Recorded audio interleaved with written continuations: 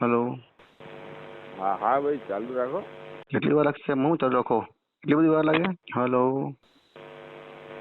સાંભળું છું. અરે સાહેબ, અંદર કોઈ ઘૂસી ગયો છે? કોઈ ચોર છે? હે? કોઈ ચોર ઘૂસ્યો? ચોર અમારા ઘરમાં. ચોર ઘૂસી ગયા ઘરમાં? જી. કઈ જગ્યાએ? ચરોદ રોડ સપના હોટલની સામે દુકાન છે ને મારી, ત્યાં. હોટલની સામે? હમ. હા તો પણ મને પૂરું જાગવા દો, લખવા દો, પછી પોલીસ આવશે ને. એટલે ક્યારે ઘૂસ એક કામ કરો, લીંબડી આવે ને ફરિયાદ આપી દો. ઓ સાહેબ, મારા અંદર ચોર ઘૂસ્યો તો ફરિયાદ લખવા માટે આવું મેં? ફરિયાદ આપી દો. અરે સાહેબ, ચોર ઘરમાં ઘૂસ્યો છે, બરાબર, વાડામાં ફરી રહ્યો છે, તો કઈ ઘર છોડીને ત્યાં ફરિયાદ લખવા માટે આવું? એટલે તમે અંદર ઘરમાં છો? તો ક્યાં છું? ઘરમાં છો? હા. અચ્છા, અને બહાર કોણ હે? બહાર કોઈ નથી. મારા ભાઈ બાજુમાં ઘર છે, મારા ભાઈ રહે છે. તો પેલા બહારથી દરવાજો બંધ કરી દીધો છે ને અંદર ફરે છે. ઠીક છે, તો પણ લીમડી ફોન કરો ને, હું તો મેરાગડી છું ભાઈ. લીમડી પોલીસ નંબર કયો છે? હા. આ નંબર ક્યાંનો છે તમારું? આ નંબર કોને આપ્યો? આમાં લખેલો લીમડી પોલીસ સ્ટેશન. હે? લીમડી પોલીસ સ્ટેશન નંબર છે? આ નંબર કોને આપ્યો?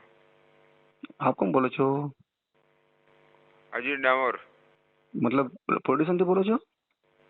હા, પોલીસ સ્ટેશન જ બોલું હું. આપને જે દ્રશ્ય બતાવવા માંગીશ કે જે 4 થી 5 ચોરો છે જે ઘરમાં ટોળકી ચોરી કરવા આવી હતી. સૌપ્રથમ તો જે 2 ચોરો છે તે 2 ચોરો આજે બાજુવાળા ઢાબા પરથી અહીંયા જે ચોરીનું ઘર હતું તે ચોરીના ઘર વિસ્તાર પર આવ્યા હતા. ત્યારબાદ અહીંયા જે એક સીડીઓ લગાડેલી છે, સીડીઓના નીચે ઉતરી અને તેઓ નીચેનો દરવાજો ખોલ્યો હતો અને પોતાના જે અન્ય સાથી મિત્રો છે તે અન્ય સાથી મિત્રોને પણ તેઓએ અંદર બોલાવ્યા હતા અને અંદર બોલાવ્યા બાદ જે ઘરની અંદર લોકો સૂતા હતા અને જે વ્યક્તિઓ હતા તેઓને બહાર જે લોક મારી દીધો હતો અને ત્યારબાદ જે અન્ય જે રૂમો છે તે જગ્યા ઉપર કોઈ વ્યક્તિ ન હાજર હોય તેવી જગ્યા ઉપર તેઓએ હાલ જે ચોરી કરી હતી અને ચોરી કર્યાના જે સમાચાર જે ઘરના અંદર રહેલા લોકોને મળતાની સાથે તેઓ પણ મદદ માટે લીંબડી પોલીસ સ્ટેશન મથકે ફોન પણ કરવામાં આવ્યો હતો, પરંતુ લીંબડી પોલીસ સ્ટેશનના જે કર્મી છે તેઓએ ઘર માલિક સાથે સીધી રીતે વાત ન કરી હતી અને તેઓને આડાઅવળા જવાબ આપ્યા હતા. ત્યારે આપણી સાથે અહીંયા જે ઘરના સદસ્ય છે તેઓ સાથે પણ વાત કરીશું, જેઓએ પોલીસ કર્મી સાથે વાત કરી હતી.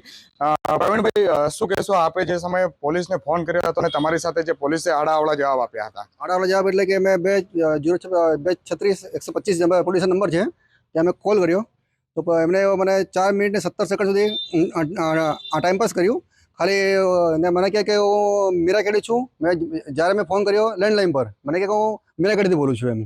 અને એ રીતે મતલબ સપોર્ટ ના કર્યું છે. સપોર્ટ કર્યો હોત તો 100% પોલીસ પેલા ચોર લોકો પકડી ગયા હોત. પ્રવીણભાઈ, જે સમયે ચોર આવ્યા હતા એ સમયે આપ પણ ઘરમાં હતા?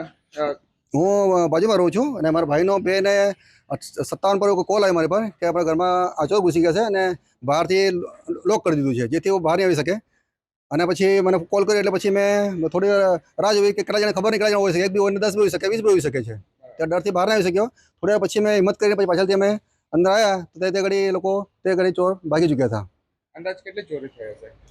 ચોરી તો 10-20 હજાર થઈ છે લગભગ. ચોક્કસથી કહી શકાય કે પોલીસના હાથે એક ગોલ્ડન મોકો પણ આપવામાં આવ્યો હતો. ઘર માલિક દ્વારા જે પોલીસને તાત્કાલિક પણ ફોન કરવામાં આવ્યો હતો, પરંતુ પોલીસ જે છે ટસથી મસ ન થઈ હતી અને જે ઘર માલિકને આડાઅવળા જવાબ આપી પોલીસે ફોન પર ટાઈમ પાસ કરી અને ચોરોને રફાદફા કર્યા હોય તેવી સ્થિતિ અત્યારે લાગી રહી છે. કેમેરા ચેક કર્યા મેં તો એક ઈસામાં અંદર ફરતા જોવા મળ્યું મને. તો મારા જોડે મારા ભાઈને મેં ફોન કર્યો કે ભાઈ અંદર ઘૂસેલા છે, મારે કાંઈ બોલાયું નહોતું, દરવાજો બહારથી બંધ કરી દીધો. તો મારથી બોલાયું નહોતું. મેં ધીરે ધીરે ભાઈને કીધું કે ભાઈ ફોન કર પોલીસ સ્ટેશનમાં, તો એ કોઈ આવે એમ. તો ભાઈએ પોલીસ સ્ટેશનમાં લીંબડી પોલીસ સ્ટેશન 236-125 પર રિંગ કરી. પીએસઓ તરીકે અજીતભાઈ ડામોર કરીને હેડ કોન્સ્ટેબલ હતા.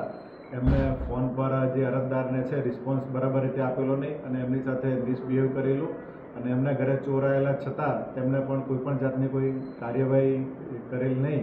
જે અનુસંધાને આ જે લીંબડી પોલીસ સ્ટેશનના હેડ કોન્સ્ટેબલ છે અજીતભાઈ ડામોર, તેના શિસ્ત વિરુદ્ધનો રિપોર્ટ કરવામાં આવેલો છે. જે રિપોર્ટના અનુસંધાને પોલીસ અધિક્ષક શ્રી દાહોદનાએ તેને તાત્કાલિક અસરથી સસ્પેન્ડ કરી દેવામાં આવેલ છે.